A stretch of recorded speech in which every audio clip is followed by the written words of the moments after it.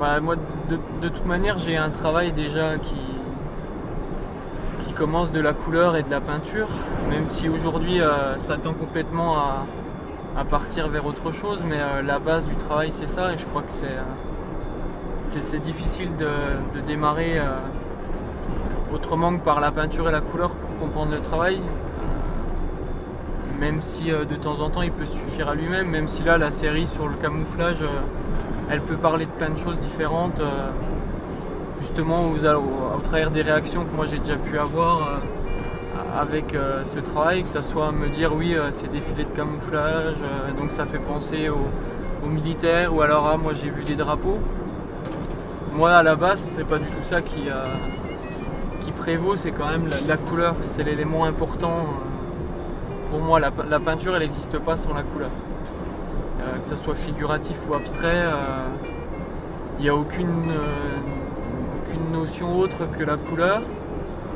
Et puis pour expliquer aussi l'évolution vers le filet et vers des choses comme ça, plutôt molles, plutôt simples, qui peuvent se ranger ou qui prennent très peu de place. C'est aussi un questionnement sur comment la peinture elle ne vit que lorsqu'elle est exposée. Quand elle est rangée, sortie de son contexte d'exposition, elle n'a plus aucune valeur. Et la démarche plastique, elle est partie de là.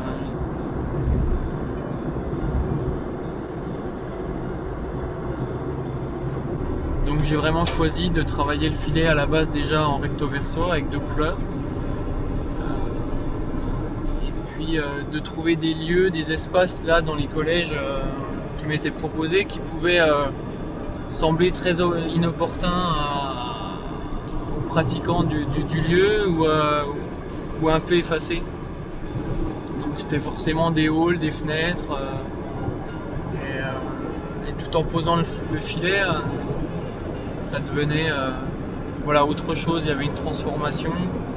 Et puis mon idée à moi c'était que les gens, quand ils allaient rentrer dans l'espace et le pratiquer comme habituellement, ils allaient découvrir autre chose et avoir une nouvelle vision, ou en tout cas un autre regard sur le lieu et l'espace.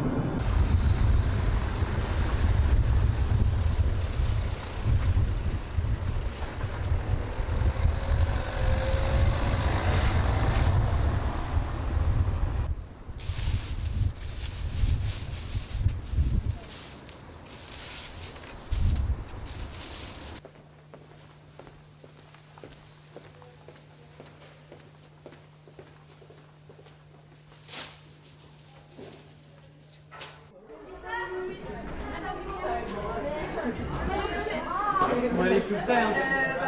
Vous allez faire quoi là? On a installé ça. Allez voir plus près. D'accord. Faut travailler, on va travailler avec 2 classes de 3e. Ah ouais, nous. Il y a nous 3, 4. Ça va? Je sais plus les noms des classes, il y a 2 classes de 3e. Ouais, les 3 classes, les 3 classes. Ouais, Bah c'est nous. vous pouvez aller voir plus près, on peut regarder même là-bas. Hein. Non mais c'est nous. Pas obligé de rester, Si en plus vous participez demain, c'est bien de voir.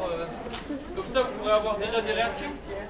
Approchez les filles, allez voir, vous pouvez aller voir plus près. Vous n'êtes pas très curieux? Là-bas, ça défonce là-bas, les gars. Alors comme mon travail plastique lui s'oriente plus vers la couleur et une installation de couleur dans l'espace, et que la pièce proposée ici était de cet acabit-là avec de camouflage qui cachait des couleurs mais en même temps les révélait, avec la professeure Valérie Wendé, on est parti sur l'idée d'un sujet qui s'appelle parcours coloré, où les élèves ont cherché à signifier, à repérer les différentes couleurs qu'il peut y avoir dans leur collège, couleurs pour lesquelles ils ont conscience ou pas conscience, puisque ça donnait aussi un lien par rapport au camouflage, et à partir de ça, essayer de développer un projet, une piste de création plastique sur ce parcours. Comment présenter le parcours? Est-ce que c'est quelque chose qui se présente en volume? Est-ce que c'est plutôt quelque chose qui se présente sous forme de dessin ou de pièces qui pourraient retranscrire soit des sensations, un toucher ou une perception visuelle de l'espace dans lequel ils sont? J'ai refait tout? Ouais. Faut qu'il y en ait quand même.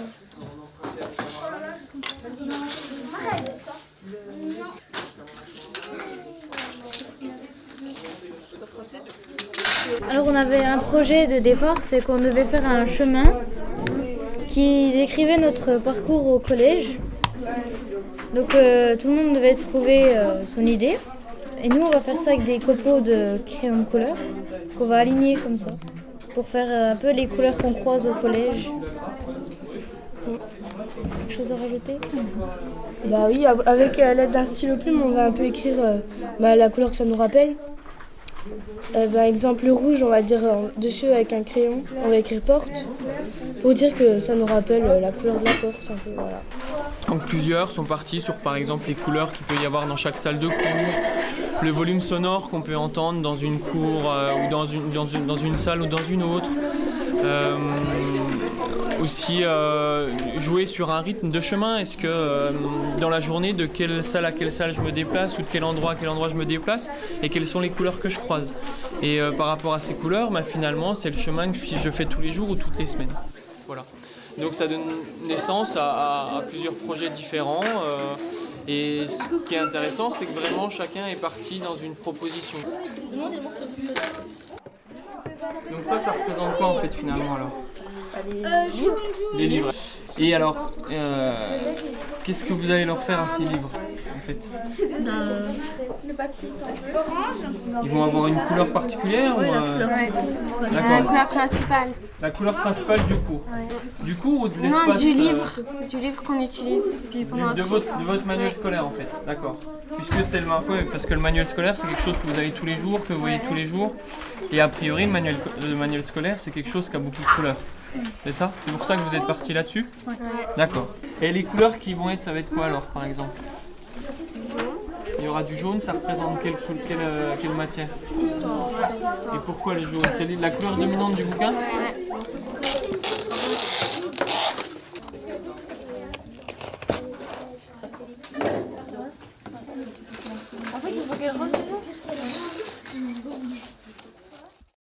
Dans mon travail, l'importance c'est de pouvoir essayer de trouver des solutions à ce que la peinture, lorsqu'elle n'est pas exposée, elle n'existe quasiment plus. Donc je ne sais pas quelle réaction vous avez eue, est-ce que déjà vous l'avez vu quand vous êtes arrivé ou pas? Alors, moi c'est un jour au CDI, tout d'un coup on a vu arriver deux choses devant les fenêtres. Et c'est les gamins qui ont dit « Madame, qu'est-ce qui se passe, qu'est-ce qui se passe ?» J'ai dit « Ça doit être Monsieur Rob qui est en train de faire des essais d'art. » Et on a trouvé que c'était sympa. On a trouvé que ça égayait. Et les gamins ont tout de suite vu, quand ça s'est mis en place, aussitôt, peut-être pas très intéressés par leur lecture, ils ont vu ce qui se passait. Moi, ça me fait penser à une peinture effectivement qui est en mouvement, qui change toujours, qui dans un temps donné est de cette manière-là, dans un autre temps sera complètement différente. Les brillances sur une peinture, quand on est dans un musée, il y a un goût bien, l'autre est brillant, et on change un petit peu d'axe, on voit l'autre, ce qu'on ne voyait pas est visible, mais il y a une autre partie qui est brillante. Ouais. Ici, il y a cette confrontation-là. Devant-derrière, il se passe des choses, comme vous le disiez, au CDI ou dans les autres classes, à la salle de techno, a priori, qui est une salle qui est investie aussi, et à l'extérieur aussi. Ouais.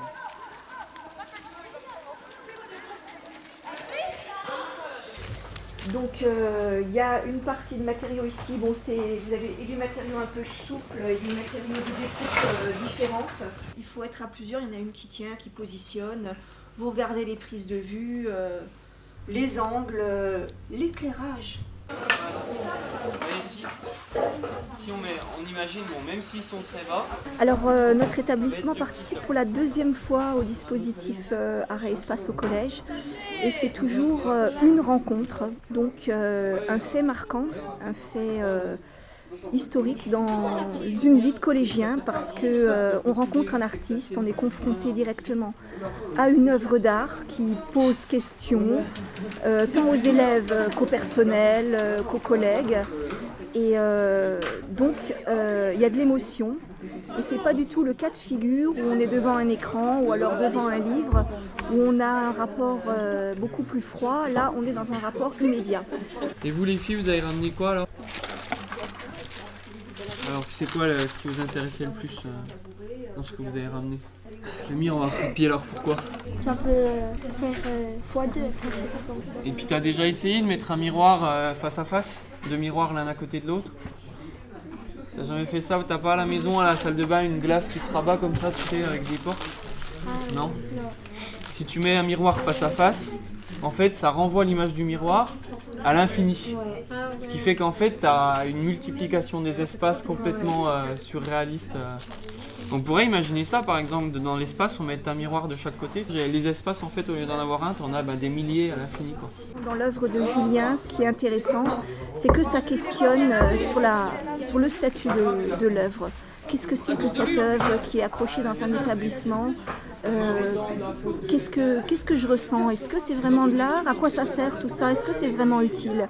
Et je pense que ces questions, elles sont au cœur même de l'art contemporain et au cœur de la philosophie de nos collégiens, parce que qu'est-ce qui fait sens dans l'enseignement qu'on reçoit et comment est-ce que je peux me l'approprier? Alors cette question de la prise de possession, autant d'un espace que de contenu et de savoir, eh bien, je trouve qu'elle est essentielle et je suis très très contente que le pavé puisse proposer ce type de démarche.